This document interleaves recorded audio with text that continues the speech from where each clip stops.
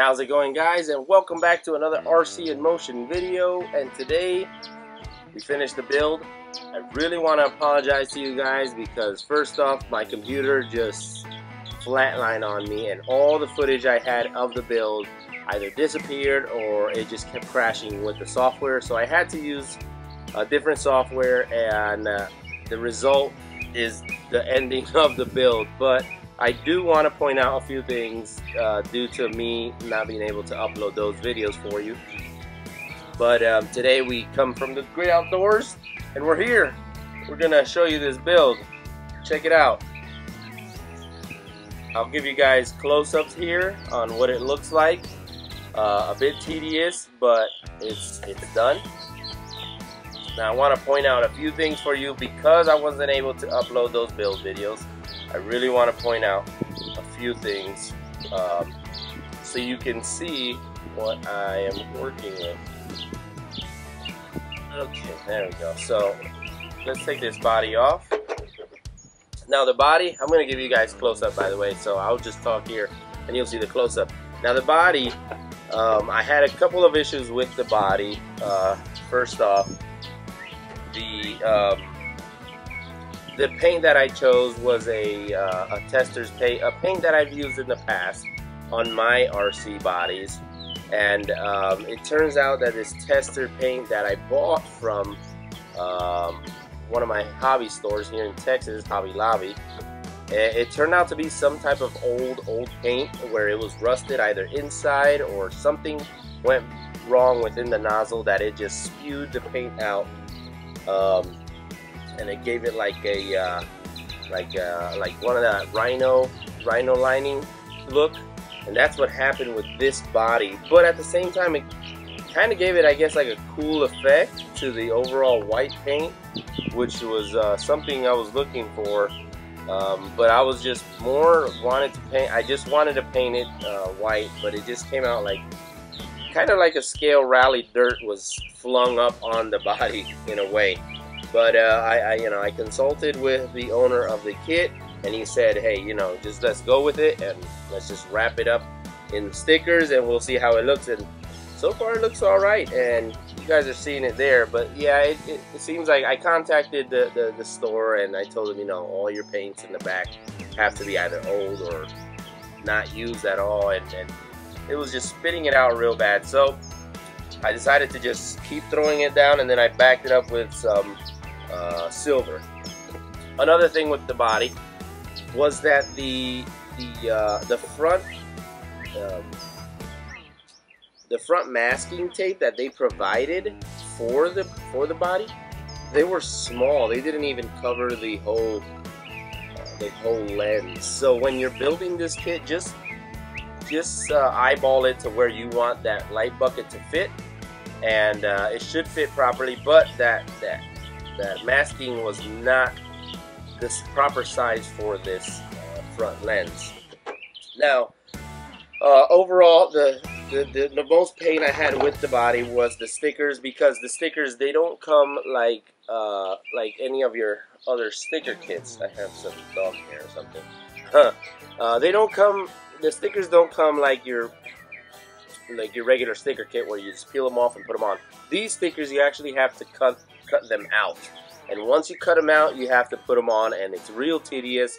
It took me about 2 hours, 3 hours to do the body just on the decals and the stickers, so that was quite a pain to be honest. But they're on there, so I mean, once they're on there, they're not going off. It'll be recommended, because these stickers are like a type of vinyl sticker, that you just use a heat gun. You can use like a heat gun, not too high, or even a hair dryer. Put a hair dryer, and then that'll just make sure it sticks on real nice, and they just stay on there for a long period of time.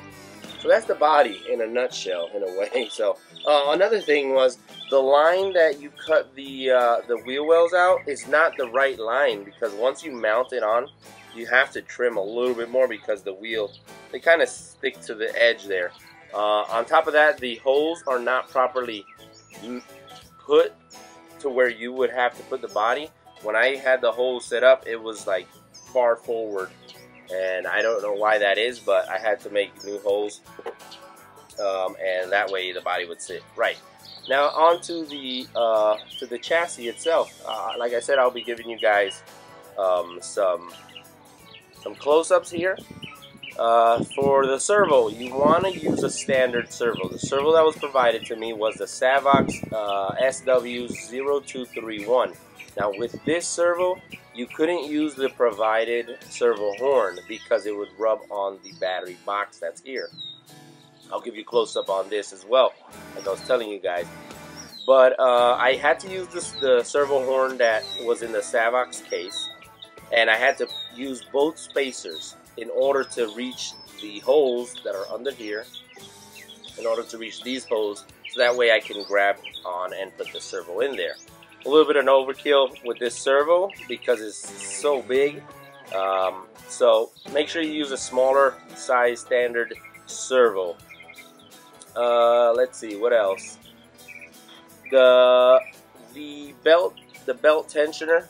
So if you need to tension your belt, this is outrageous. You'd have to take off this wheel well. You'd have to take off this whole belt cover or dust cover, and then the cover for the pulley itself. Now all that comes off fairly easy, but like I said, you have to try and manage to go through all that. So maintenance wise on this car is going to be hectic and a pain in the butt. All the lengths of the links were followed by the instruction manual and their proper length. So it looks like in the rear we have a little bit of toe, negative toe, but no camber at all. So it's just really some negative toe, and in the front is just stock straight. So what else? Oh, the same for the pinion. If you wanted to change motor or a pinion, it's pretty hectic as well. You'd have to take off these 4 screws on the bumper. Okay, you'd have to take off the shock, the tire, and then you can access the motor and the pinion, and as well as the spur gear. So maintenance wise, on a 1 to 10, this vehicle is on a difficulty level of like a 9, pushing 10, because the way it comes together is pretty. It's not like your usual kit where you can just take a part or two apart and the whole car will come apart. This one you'd have to go through so many screws, and mind you, they're all Phillips head screw. For the ESC case in here, I had to pinch the motors in through the box up here. There's a little opening where you can put your wires down, and then this box itself has like an X pattern with some holes, and you just bring the wires up and then you can pinch this down. But like I said, the difficulty level on this car is great. In order for you to achieve that, you have to put all your electronics first in here. Then you have to make sure you put this cover up. You have to take off this whole cover, and then the screws for this top dust cover, they go in from the inside. So if you have a short wire like I do for your motor, it's gonna become a little challenging. So you have to unplug it, do all that, put it down, stretch it out, zip tie it like I did, and then run the wires for the motor. Now for the receiver, it's real tricky, but here's the battery box. Now inside the battery box, you have your receiver wire or your antenna for your receiver coming out through the bottom and then up through the top. Now that's a major concern because there's the battery in there, and the battery's going to be running back and forth. So I would suggest using one of those pads that they include in the kit, and the pad is just a little foam pad with a sticky back. You can put one on top of that receiver antenna wire, and you should be safe from batteries rubbing back and forth. Or you can do the same and make sure that battery's tight and not loose at both ends.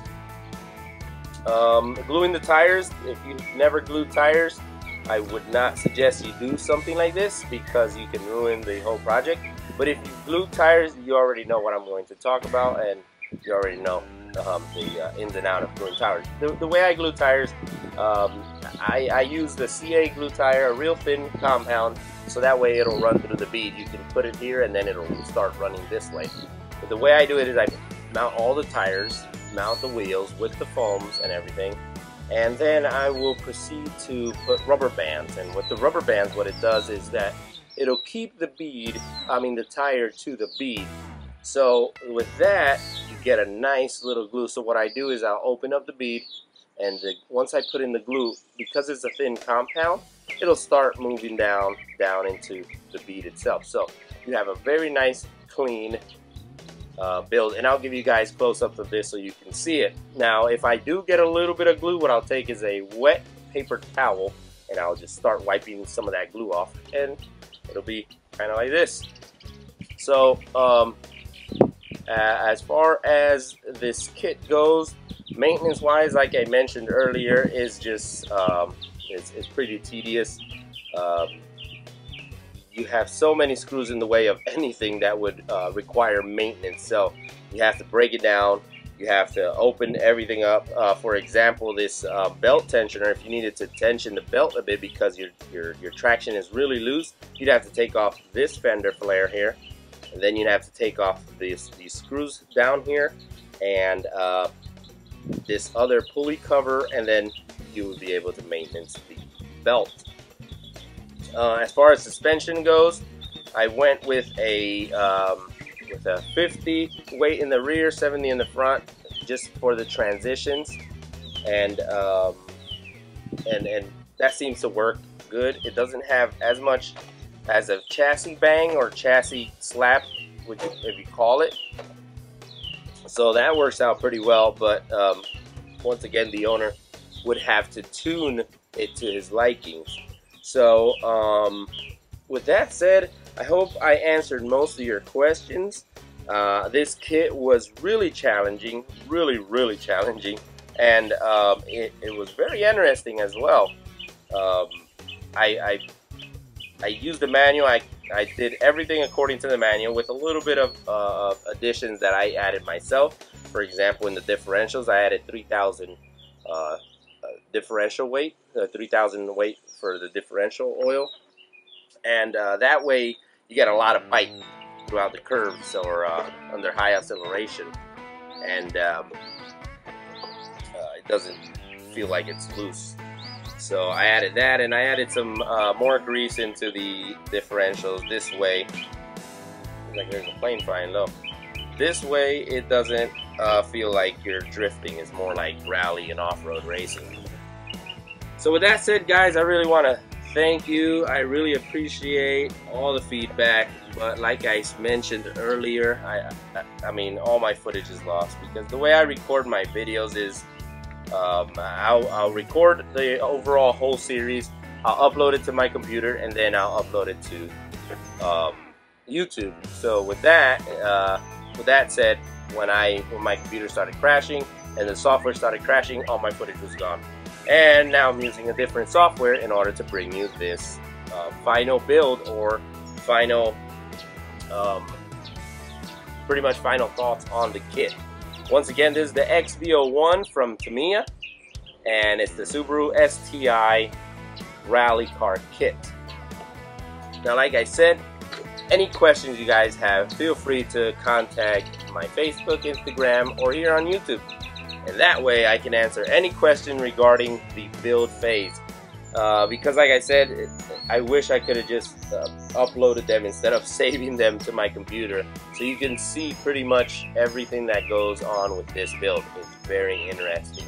Any questions you guys may have, feel free to ask them, and I'll catch you guys on the next one. Once again, I want to thank my sponsors, because without them, you guys wouldn't have RC products, because they are your #1 source of RC products in this age of tees. I want to thank them for coming along and sponsoring the channel and all my other pages, and I really appreciate that. So feel free to check out their site, AsiaTees.com, and check out their sales. They have sales every Monday or so, and they have blowout sales. It's amazing. So this car will have some of those upgrades. The owner's already talking about upgrading a few things, so he's already on board, as everyone is. So I hope you guys enjoyed this video. Thank you, and I'll see you on the next one.